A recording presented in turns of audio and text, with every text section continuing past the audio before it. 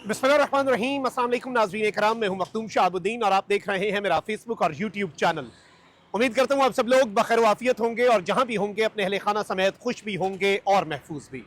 नाज़रीन इकराम, इस वक्त हम मौजूद हैं पाकिस्तान के वफाकी दारुल हुकूमत इस्लामाबाद में, जो कि इस वक्त कंटेनर सिटी बन चुका है।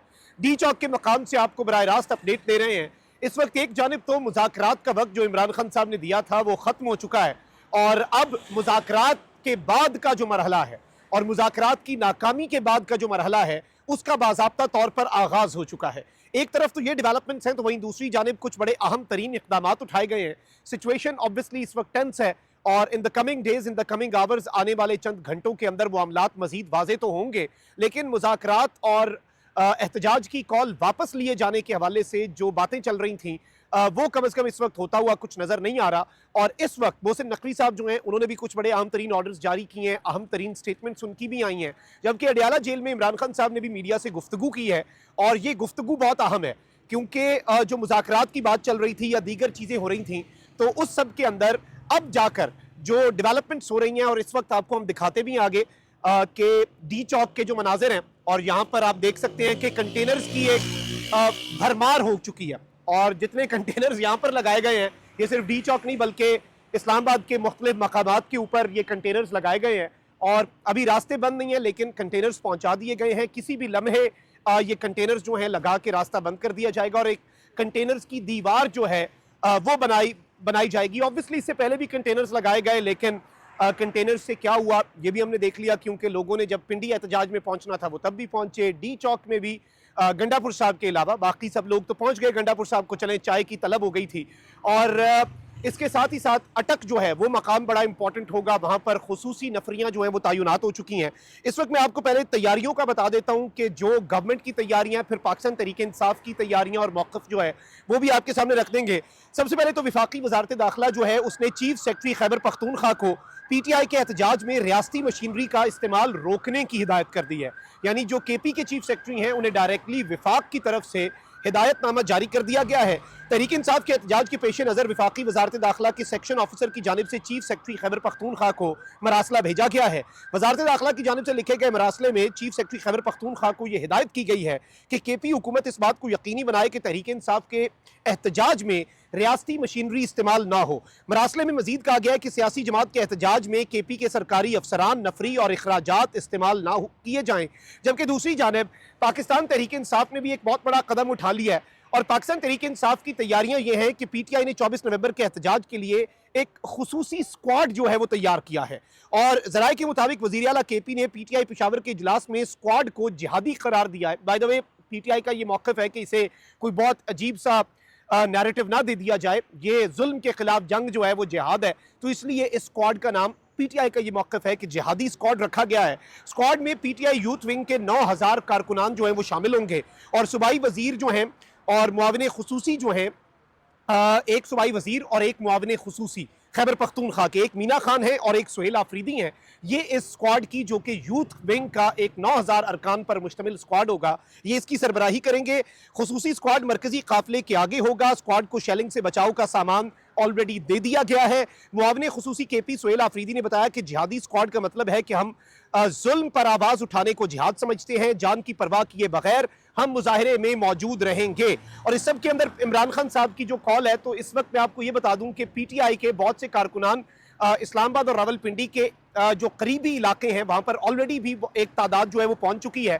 PTI ने अपनी तैयारियाँ की हुई हैं, गवर्नमेंट अपनी तैयारियाँ कर रही है और ऑब्वियसली जो मैच है वो तो हमें पड़ता हुआ नजर आ रहा है। लेकिन इसके साथ ही साथ 23 नवंबर से वफाकी दारुल हुकूमत इस्लामाबाद में, खैबर पख्तूनख्वा में और पंजाब में इंटरनेट और मोबाइल फ़ोन सर्विस बंद करने का फैसला भी कर लिया गया है।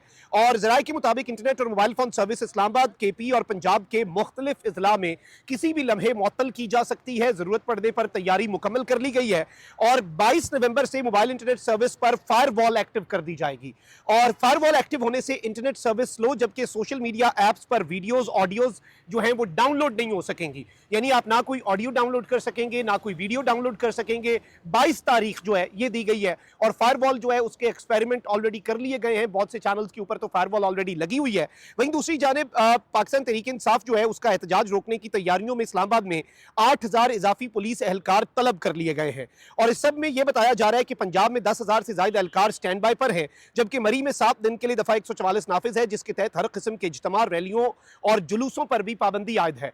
होने ये जा रहा है कि अब पाकिस्तान तहरीक इंसाफ ने यह डिसाइड किया है कि एक काफिला नहीं बल्कि शहर इक़्तिदार के जो मुख्तलिफ मकामात हैं और इस्लामाबाद को मुख्तलिफ साइडों से पाकिस्तान तहरीक इंसाफ इन्वेड करेगी। आप अब इन्वेड का लफ्ज़ सही है या नहीं, लेकिन वो इस्लामाबाद में दाखिल होने की कोशिश करेंगे और इस सब के अंदर जो शहरी इक़्तिदार है उसे अब सिर्फ अटक वाली साइड पे महाज नहीं खुलेगा, बल्कि मरी वाली साइड से अगर कोई आता है, खैबर पख्तूनख्वा से, पंजाब से होता हुआ इस्लामाबाद में या फिर दीगर जगहों से, तो वो भी एक बहुत बड़ा मैच पड़ सकता है। और इस्लामाबाद के तमाम दाखिली रास्ते जो हैं वहाँ पर पुलिस भी मौजूद होगी, लेकिन PTI भी उन तमाम तर दाखिली रास्तों से एंटर होने की कोशिश करेगी। अब प्लान यह है कि अगर पाकिस्तान तहरीक इंसाफ नहीं पहुँच पाते, पाकिस्तान तहरीक इंसाफ के कारकुनान डी चौक, तो फिर उस केस में जहाँ जहाँ वो रुकेंगे शहर इक़्तिदार के वफाकी दारुल हुकूमत के दाखिली रास्तों पर, उन तमाम तर रास्तों पर ही वो एहतजाज करके उन रास्तों को बंद कर देंगे, शहर इक़्तिदार का राब्ता जो है वो मुनक़ता कर देंगे।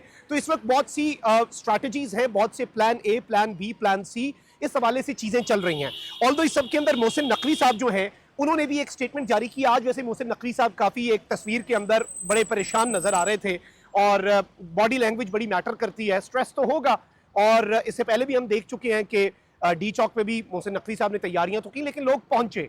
जब लोग पहुंच गए तो फिर आपकी तैयारियां तो नाकाफी थी। अब यहां पर यह बताया जा रहा है कि जी मोहसिन नकवी साहब ने कहा है कि एक हेड ऑफ स्टेट आ रहा है, 24 नवंबर को बेलारूस का एक डेलीगेशन आ रहा है। अभी दहशतगर्दी के वाकयात में भी शहादतें हुई हैं, पहले SCO कॉन्फ्रेंस थी, उस वक्त भी ये सूरत हाल थी।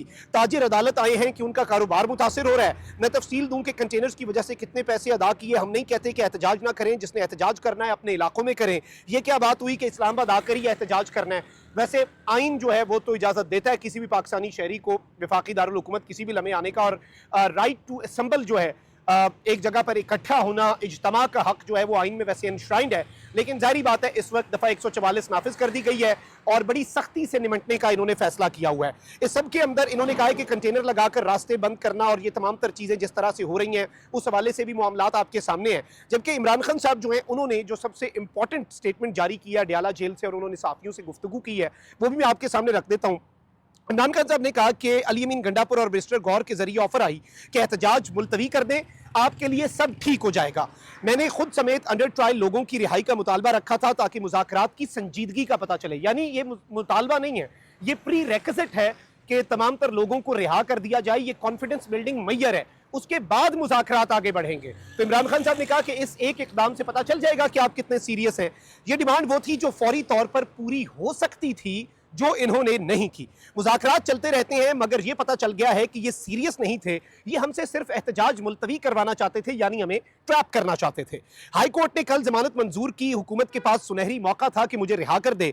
वाज़ेह हो गया कि हुकूमत मुझे एंगेज करके मामलात को तूल देना चाहती है, टाइम बाय करना चाहती है। यह भी वाज़ेह हो गया कि असल ताकत जिसके पास है उसने ये सब किया। ये स्टेटमेंट बड़ी इंपॉर्टेंट है। इसके साथ साथ खान साहब ने कहा कि ये सब कुछ ये बताने के लिए किया गया कि वो जो चाहे वो कर सकते हैं और वो कानून से बालातर हैं, जहां पर असली ताकत है। मैं जेल में हूं और मुझ पर केसेस बनाए जा रहे हैं और इसी को तो बनाना रिपब्लिक कहा जाता है। वकला, जजेस, मजदूरों, सिविल सोसाइटी सबको पैगाम दे रहा हूं कि 24 नवंबर को एहतजाज है और एहतजाज के लिए निकले, क्योंकि मुज़ाकरात का जो लास्ट चांस था, जुमेरात तक का खान साहब ने वक्त दिया था, मुज़ाकरात का वक्त इस वक्त खत्म हो चुका है। खान साहब ने इस सब के अंदर कहा है कि जी हमारे पास जिंदा कौम की तरह एहतजाज के अलावा कोई रास्ता नहीं है। नवंबर को बैरून मुल्क मुकीम पाकिस्तानियों का रिकॉर्ड एहतजाज भी होगा 24 नवंबर को, क्योंकि वो आज़ाद मुल्कों में रहते हैं। हमें हुकूमत की नीयत का पता चल चुका है, एहतजाज भी होगा, मुज़ाकरात भी चलते रहेंगे। अगर हुकूमत ने ऐसे ही चलना, हम मुज़ाकरात का रास्ता बंद नहीं कर रहे, लेकिन एहतजाज अब नहीं रुकेगा। 24 नवंबर का एहतजाज 100% होगा। पाकिस्तान तहरीक इंसाफ अपना 100% देगी और अब वाज़ेह हो गया है कि ये 24 नवंबर से पहले मुझे रिहा नहीं करेंगे। हम इनकी क्या बात माने, मुज़ाकरात होंगे तो बात चलेगी, अगर वो बातचीत में संजीदा है तो मेरे कारकुनान को रिहा कर दिया जाए। इस सब के अंदर जो इस वक्त सूरत हाल है, अगर हम सूरत हाल का एक न्यूट्रल जायजा लें, एक बर्ड आई व्यू और मैक्रो लेवल पे चीज़ों को देखें, तो इस वक्त सिस्टम ने अपनी तैयारियां कर ली हैं। पाकिस्तान तहरीक इंसाफ पीछे हटने के लिए तैयार नहीं है। इमरान खान साहब ने पैगाम जो है वो जारी कर दिया हुआ है। तो इस ज़िमन में इस वक्त एक ही चीज़ जो हमें नज़र आ रही है, 23 से जो काम शुरू हो जाएगा और 24 को बहुत ज़्यादा, वो कशीदगी ही है। और कशीदगी अब किस नहज तक जाती है, अल्लाह ताला पाकिस्तान पर रहम करे। हम तो यही कह सकते हैं कि सैनिटी प्रिवेल करे और मामलात जो हैं वो ठीक हों, क्योंकि सबको एक एक कदम पीछे हटना होगा, वरना जो हालात जिस तरफ को जा रहे हैं और जो तैयारियां हैं और अभी तो कंटेनर्स लगाए गए हैं, रास्ते किसी भी लम्हे बंद किए जा सकते हैं, इंटरनेट मोबाइल फोन सर्विस बंद की जा सकती है, सारी तैयारियां हो रही हैं। सो लेट्स सी किस तरफ को जाता है मामला, लेकिन अभी तक की जो डेवलपमेंट्स हैं उनके मुताबिक एहतजाज की कॉल बरकरार है। पीटीआई की तैयारियां मैंने आपको बता दी, उनके प्लान्स बता दिए, ABCD प्लान जो है वो भी आपके सामने रख दिया। साथ ही साथ गवर्नमेंट जो है वो तो इस वक्त बड़ी कॉन्फिडेंट नजर आ रही है, ऑल्दो डी चौक एहतजाज वाले टाइम पे भी कॉन्फिडेंट थे, लेकिन जाहिर बात है लोग जब आते हैं तो यूज ऑफ फोर्स तो किया जाता है, लेकिन एक सर्टन लिमिट तक ही आप कर सकते हैं, और गोली तो आवाम पर नहीं चलाई जा सकती। तो देखना ये होगा कि आवाम डी चौक पहुंचते हैं तो क्या होता है, उसके बाद क्या मामला बनता है। अभी तक ये डेवलपमेंट्स थी जो आपके सामने रखना थी। अपना बहुत ख्याल रखें। अल्लाह निगहबान। पाकिस्तान जिंदाबाद।